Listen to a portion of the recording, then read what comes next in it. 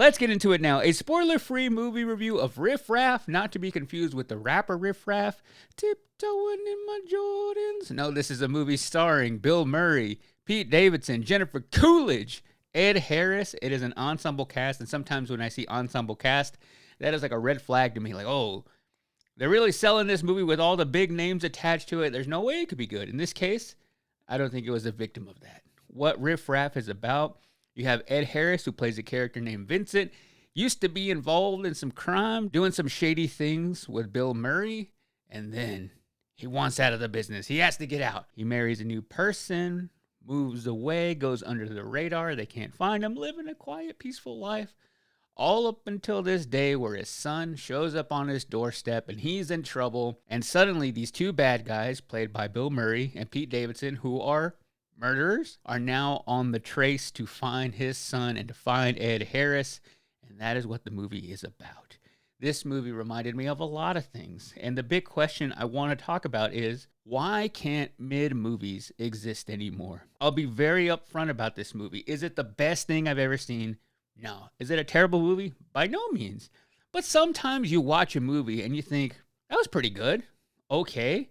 I enjoyed parts of it. I don't feel like it changed me as a person. I don't think this is going to become one of my favorite movies. But I feel like we've gotten to a point in the world where mid-movies can't exist anymore. You either have to have something that is so great on a level of life-changing, makes millions of dollars at the box office regardless of its budget. But the problem is, we can't have mid-movies anymore, because if a movie like this doesn't do well in the box office, doesn't have the biggest word of mouth, and even with those A-list actors at the top of the bill, if you don't get people going to see it in theaters, it is seen as a failure.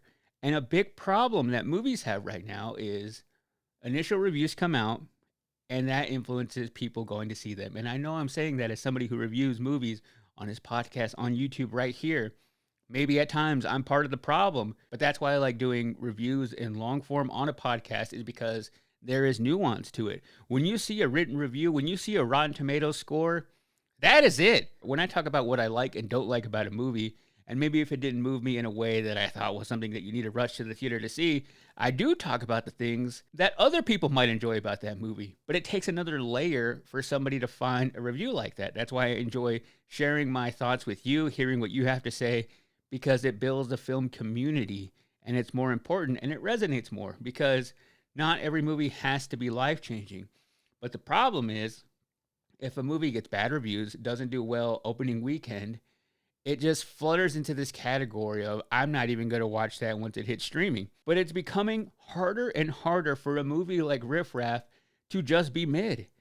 And back in the 90s and early 2000s, a movie could be mid, come out in theaters and, be receptive. Okay, it's kind of all right. But then make its money on the back end. There is a vast history of movies that bombed in theaters, but then had this second life once it found its audience on DVD rentals, on VHS rentals, going back even further. And there are some movies that have become cult classics that way. But movies don't have that anymore. And you have directors like the director of Anora out here saying, we need this. It is such a hard time for indie directors right now because of that. We don't have that luxury of something having success post its theater run. And you think, well, what does that even matter anyway? It's because these filmmakers spend 2, 3, 4, 5 years of their life making these movies, spending at times their own money. And even if they are not spending their own money, they're not really making a whole lot of money off of these movies because they aren't doing that well at the box office, and they have nothing on the back end. There's no physical media anymore like there used to be to bring movies like this back to life. Even the director of The Brutalist was saying he made $0 from that movie. He made nothing. It's getting hard to have just a mid movie that you can't even watch on Saturday matinees on television, which I used to watch a lot of movies that way. Movies I didn't have a chance to see in theaters, would never think to rent, but they don't even have a second life there. All you get is streaming, and there's no return on that. And you say, oh, well, that is a victim of their own product. Movie studios didn't ask for streaming services. Netflix came, changed the game. They've made a lot of money off of that, but I feel that even Netflix at times and a lot of the other streaming services are losing money. But You can't put the toothpaste back into the tube. We have come accustomed to being able to watch anything with a click instantly and not having to pay any more for it. And now, whenever I do have to pay $5 to rent a movie, even that is like, oh man, even though I could just go down the street, buy a drink and a snack for like $7 to $8 at the gas station, and that I have no problem spending money with, but sometimes just clicking a button and thinking this should be free.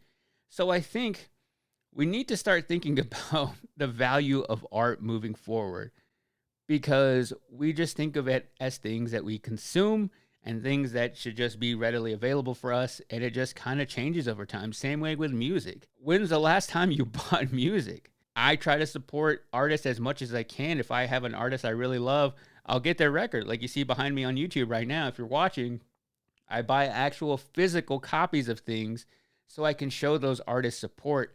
As much as I love movies, it's very rare that I get to do that. Would I like to collect more Blu-rays? Yeah. But I think unlike records, you can't really display Blu-rays like you would a record. I used to keep a couple in here of my favorite movie. Did I take them down? I still have the Batman up there. Yeah. It is harder to display things like that. So I try to buy merch. I try to support in some way aside from just going to the theater to watch these movies. But when I watched Riff Raff, I know I got into a big exposition there on movies, but I felt that while watching Riff Raff because it reminded me of some of my favorite 80s crime movies. Movies like See No Evil, Hear No Evil, Something Wild with Ray Liotta and Jeff Daniels, even crime comedies from the 2000s like Double Whammy with Dennis Leary. Those are all movies I was exposed to because I would watch them on TV at times when there was nothing else to watch and I was a loner, I had no friends. So I'd watch a lot of movies on Saturday matinees. And that's where I was exposed to a lot of these movies that, again, I would never probably call any of those movies some of my favorite movies of all time, but they have this unique place in my heart and my memory that I associate with, oh, those are actually pretty good movies. Not a lot of people have seen them or would call them their favorite movies, but there's this high tier level of mid movies that become parts of our DNA that when we find somebody else who's actually watched those movies and enjoys those movies, you have this bond with, because they might not be the biggest movies of all time, but it's this level of mid movie that doesn't exist anymore that I worry, what is going to be that in 10 years? Is it just going to be the straight to streaming movie? Which not every straight to streaming movie is bad. It just feels sometimes when a movie doesn't have a theater run, you think a little less than of it. But back to Riff Raff. It is directed by Dito Montiel, who I am fascinated with. He was part of an 80s hardcore band back in the day. He was also in a band called Gutter Boy. And I very much felt the punk rock 80s influence in this film. There were a couple of songs that I was like, that's definitely his taste in there. And it really adds to it. And I feel like there's this level of punk rock authenticity to this movie that comes through in an indie film. When it comes to our stars of the movie, you have Bill Murray, who surprisingly at age 74, I felt he put a lot more effort into this character. He plays one of the hitmen. He is paired with Pete Davidson. Pete Davidson, for the most part, has played himself in about every single movie from King of Staten Island, Bodies, Bodies, Bodies. Even in the romantic comedy he did with Glenn Powell, Set It Up. But in this one, he gave a slightly different look. It was like whenever Coke came out with new Coke, still tastes like Coke, but the packaging is a little bit different. So you could kind of convince me that he played a little bit of a different character. But there was something just unique about him and Bill Murray together, which when you think about one comedy legend, one maybe future comedy legend working together, I had to imagine, or I want to believe, that a lot of that was improv, because Bill Murray is a person who, according to legend on the internet, doesn't even have a cell phone, doesn't have a manager.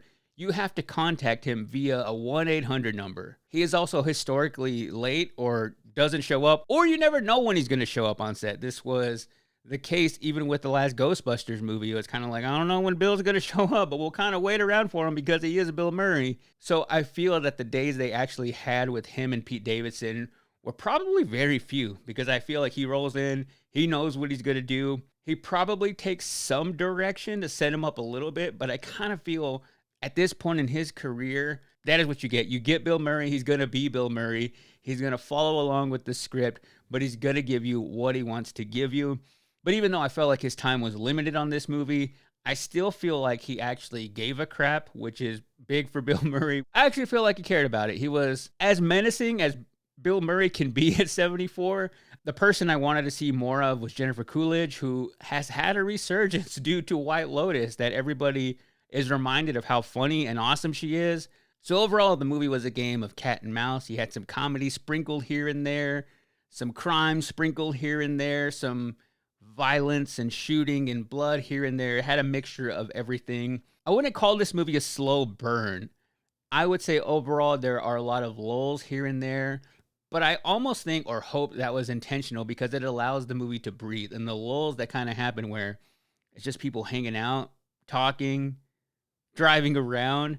I almost feel like that is a representation of life, especially considering the circumstances of them possibly being tracked down by two murderers.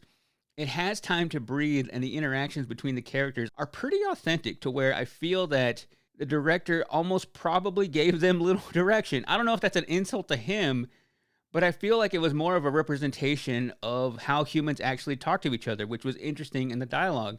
The son in this movie said some things and delivered them in a way that I hadn't really seen before, and it felt kind of refreshing. I don't know if that was on purpose or just a result of it being a smaller film, but I enjoyed that the characters had time to breathe, and I feel that the director just kind of let them go and the interactions unfold. Maybe that could have been changed with some of the editing to tighten up those moments a bit. But like I said, I enjoyed that aspect of it. It felt like one of those movies I would watch on a Saturday afternoon where it's crisp and sunny outside and you just kind of get lost sitting on the couch watching a movie without any expectation. And that is the experience we're kind of being robbed of. We can't just sit down and watch a movie and think, that was actually pretty good. And I experienced that from a reviewer standpoint where if I find myself enjoying a movie that other people are ripping to shreds and I share that, I will share that. I don't stray away from that. I don't have any agenda. I don't feel like I need to come off anyway. If I like a movie, I'm going to tell you about it. But when I posted about it, you got people ripping me to shreds. Like, how could you recommend this movie? You're an idiot. I don't believe you anymore.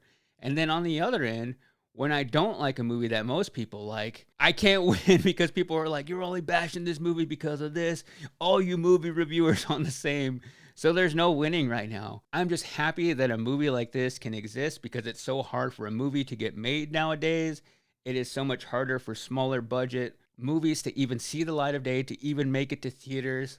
We need to bring back mid movies. Otherwise, those movies that formed us, even though we didn't know it at the time, are going to go away. But overall, for Riff Raff, I give it 3 out of 5 assassins.